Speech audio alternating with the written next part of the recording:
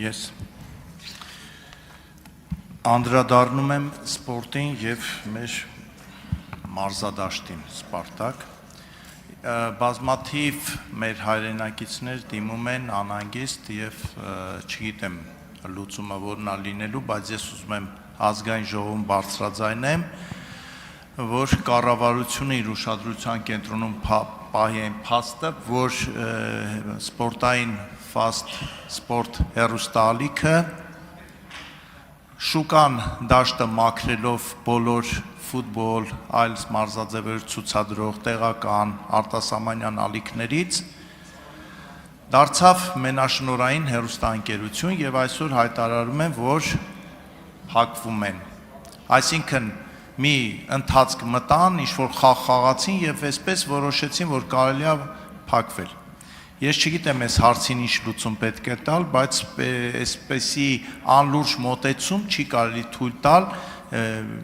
ամբողջ ժողովրդի եւ հատկապես մարզասերների նկատմամբ։ Եվ ինչպես երևի մենք վերաբերվում ենք մեր մարզական գույքին, պատմությանը, այդպես էլ այդ ներդրողը կարող է վարվել մեզ հետ։ Ես ուզում եմ հիմա, որովհետեւ մի հարց կարելի է տալ, հարցնում եմ, ինչ է լինելու Սպարտակ մարզադաշտի ճակատագիրը։ Իհարկե կարող են ասել, որ մենք, չգիտեմ, դատարանը այս որոշումը կայացրեց, այն որոշումը կայացրեց, բայց դատարանի կասկածալի որոշումներով սնանք արդեն ես մամուլից հասկացա, որ սնանք ճանաչված ընկերությունը չի կարող վերցնել եւ ավերել մեր պատմությունը, այսինքն Հայաստանի ամենահին ֆուտբոլի դաշտը։ Ինչ ենք անելու Սպարտակ մարզադաշտը փրկելու եւ պահելու համար։ Շնորհակալություն հարցին կպատասխանի կրթության, գիտության, մշակույթի եւ սպորտի նախարար Ժաննա Անդրեասյանը, համեցեք տիկին նախարար։ Խնդրեմ։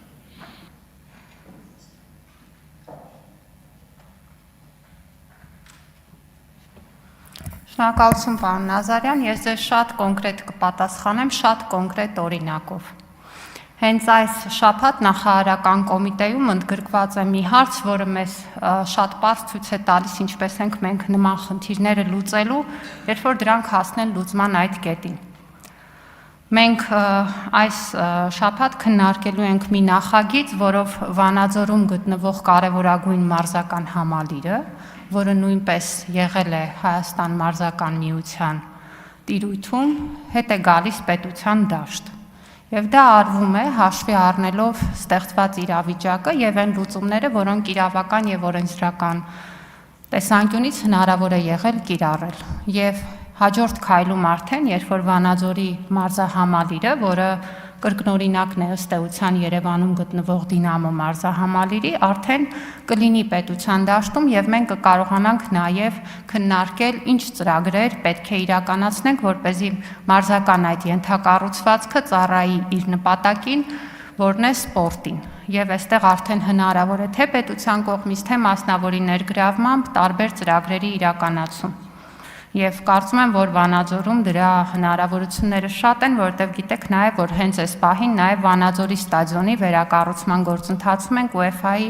ստանդարտներին համապատասխան։ Մեր նպատակադրումը եւ մեր մոտեցումը չի փոխվում։ Սպարտակ ստադիոնի պարագայում էլ, որտեղ իրավական գործընթացներ են ընթանում եւ այս պահին մենք սահմանափակված ենք այդ գործընթացներով, այն պահին, երբ որ հնարավոր կլինի արդեն ենթակառուցվածքի հետ կապված որևէ աշխատանք անել, պատասխանը միանշանակ է, այդ աշխատանքը ուղղված է լինելու սպորտին, սպորտային ենթակառուցվածքների զարգացմանը։ Ու պետք է ասեմ, որ սա մի բան է, որը մենք անում ենք ոչ թե պահպանելու միայն պատմությունը, ինչը կարևոր է Սպարտակի պարագայում եւ նույնիսկ կան մասնագիտական կարծիքներ, որ այստեղ կարող են նույնիսկ հուշարձանի կարգավիճակ տրվել, սակայն դրանք մասնագիտական կարծիքներ են եւ իրենց քննարկման պիտի գնանք։ Մենք դա անում ենք հաշվի առնելով այսօրվա մեր սպորտի խնդիրները եւ այսօր սպորտի զարգացման տեսլականը։ Մենք չենք կարող մեր երկրում սպորտ զարգացնել, եթե մենք չունենք համապատասխան ենթակառուցվածքներ։ Իսկ այսօր շատ տեղերում մենք օբյեկտիվորեն սահմանափակված ենք։ Լողի մասին ենք խոսում, լողավազանների կրիտիկական պակաս ունենք եւ այդ իմաստով կարծում եմ նաեւ, որ այլ պատասխան ուղղակի չի կարող լինել, մարզական բոլոր ենթակառուցվածքները պետք է բերվեն պատշաճ տեսքի եւ ծառայեցվեն իրենց նպատակին։ Պետություն մասնավոր համագործակցությամբ, որը մեր ամենացանկալի ձևաչափն է։ Շնորհակալություն։ Արձագանք Ես ուղղակի շատ կարևոր բան ասացիք Վանաձորի մարզադաշտի օրինակով։ Ես ուզում եմ մենք հասկանանք, որ Սպարտակ մարզադաշտը պահում ենք այո եւ որպես մեր պատմություն, որպես առաջին մարզադաշտ Երևանի, բայց նաեւ ես ուզում եմ, որ իրոք այդ լինի ակտիվ սպորտային գոտի։ Այսինքն մենք մի կողմ չքաշվենք, որովհետև դա անդադ խոսում ենք, ասում ենք Երևանի օդը վատնա է, էսա, այնա, բայց ունենալ քաղաքի կենտրոնում այդպիսի նվեր, մարզադաշտ ու թողնել, կարծում եմ շատ կոպիտ սխալ կլինի եւ ճիշտ չի լինի, երբ որ ասեցիք բերենք պատշաճ վիճակի, ես կարծում եմ նաեւ պետք է ուշադրություն դարձնել երևի այս պահին միակ միջազգային խաղեր ընդունող հանրապետական մարզադաշտին, հատկապես երբ որ գալիս ենք Չարենց փողոցով եւ նայում ենք մարզադաշտին, շատ տխուր տեսարան է եւ հուսով եմ արագ այդ տեսարանը կվերացվի։ Լավ կլինի հստակեցնեք կոնկրետ որ տեսարանի որ հատվածի վերաբերյալ էր ձեր դիտարկումը, հարցեր կան, որ քաղաքապետարանի տիրույթում են հարցեր կան, որ եթե լողավազանին եք հղում հարևանությամբ, այդտեղ շատ ավելի լուրջ եւ բազմաշերտ խնդիրներ ունենք լուծելու,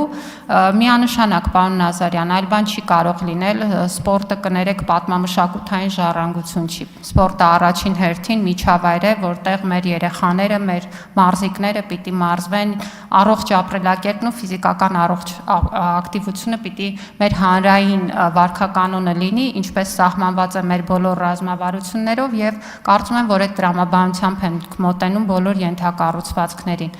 Իսկ այն, որ դա մեկ օրում տեղի ունեցող աշխատանք չի եւ հատկապես երբ որ կան իրավական խնդիրներ ժամանակ է պահանջվում լուծումների համար, միևնույն ժամանակ հետեւողականությունը կա եւ երբ որ կլինի հնարավորություն այդ աշխատանքը կիրականացվի։ Շնորհակալություն։ Շնորհակալություն։